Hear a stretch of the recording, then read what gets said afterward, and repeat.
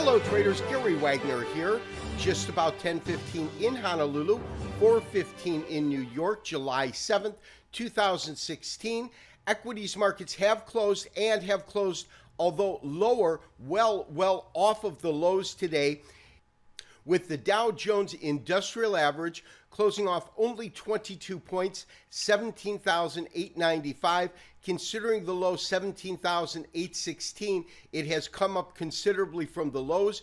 Same with the Standard & Poor's, 2092.25, off 1 3/4 of a point with the low of 81. You can see how dynamic that market was as we came into the last half hour of trading.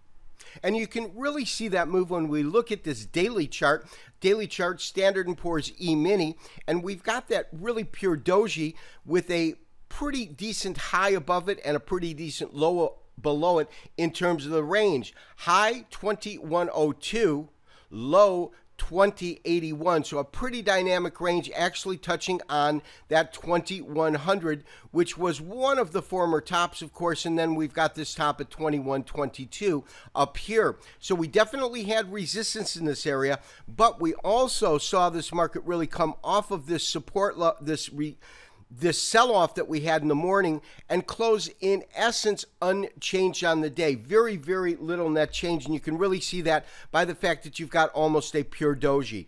Really, the most dynamic market that we saw today was crude oil. Let's go pull up a chart.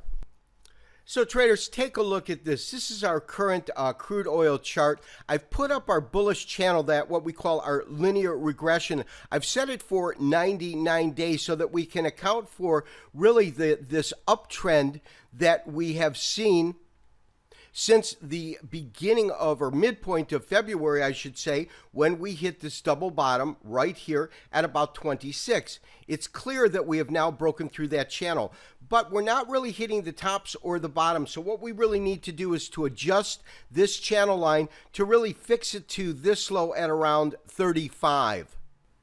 And when I do that, you'll see something different. Now we are looking at just the most recent rally from, as I said, about April at about 35 to our current trading market. So we do hit the bottom, market meanders close to the top, stays in the midpoint, does go to the top here, does go to the bottom here, which is why I believe it's a fairly pure channel. Here it stalls at the midpoint, but look at this solid break that we got on today's trading off almost 5% down, 223 to a report that came out, which was different than originally expected. But as I've said over the last couple of weeks, I really believe we hit our top at 52. I believe that we will see lower prices to stable prices in this area, at least through the summer. So as you know, the entire topic yesterday, and it's something I have been looking at very, very seriously as we've seen this particular currency kind of fall out of bed. Of course, this is the British pound, and the British pound is just traveling to these new lows with the referendum vote that passed, and Brexit is really in play right now. Here's my sense again. This is not going to be a quick play. Although we've seen a dramatic sell-off in the market, this is a 2-year process minimum of the UK leaving the European Union.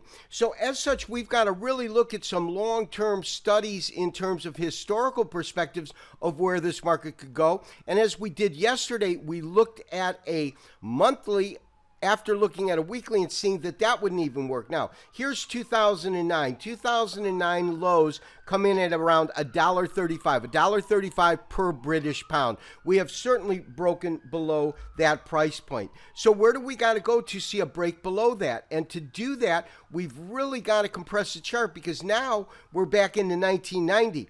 Market still has not gone below that point. And realize how important that particular price point was, because look at this through 92, 91, 2000, 2001, 2009. You had 3 distinct times or areas in which this market had superlative support on a technical basis right at this price point. However, that was not to be the case here, and it continued to sell. So we continue to compress, and we have got to go back, traders, really almost to the end of my data points, to 1985. And in 1985, we had the British pound fall out of bed beginning at $2.40 above that, per British pound, to falling almost to parity. Parity being right here, $1 equals a pound, and the low that it hit, although I can't say for certain, looks like it'd be somewhere around 107, 106, 108 in that area,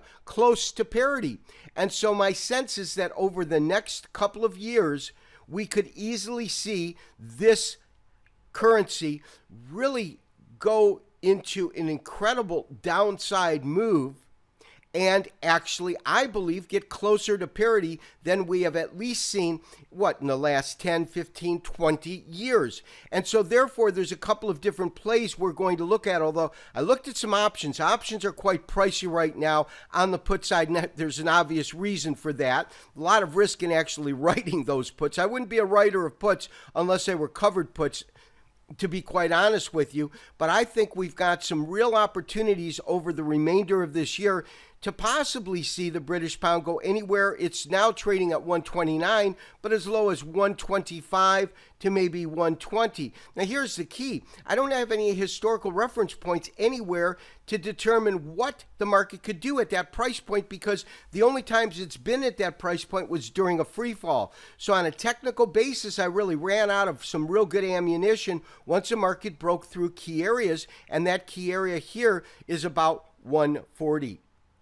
Jobs report coming out tomorrow. I've already gone through what I think we should be doing with our gold position. We're going to stay sidelined in trending markets at least until tomorrow. We'll talk about the British pound along with a couple of other plays I am looking at, all on tomorrow's weekend review. This has been Gary Wagner, wishing you as always good trading. We'll talk to you tomorrow for the weekend review. Bye-bye.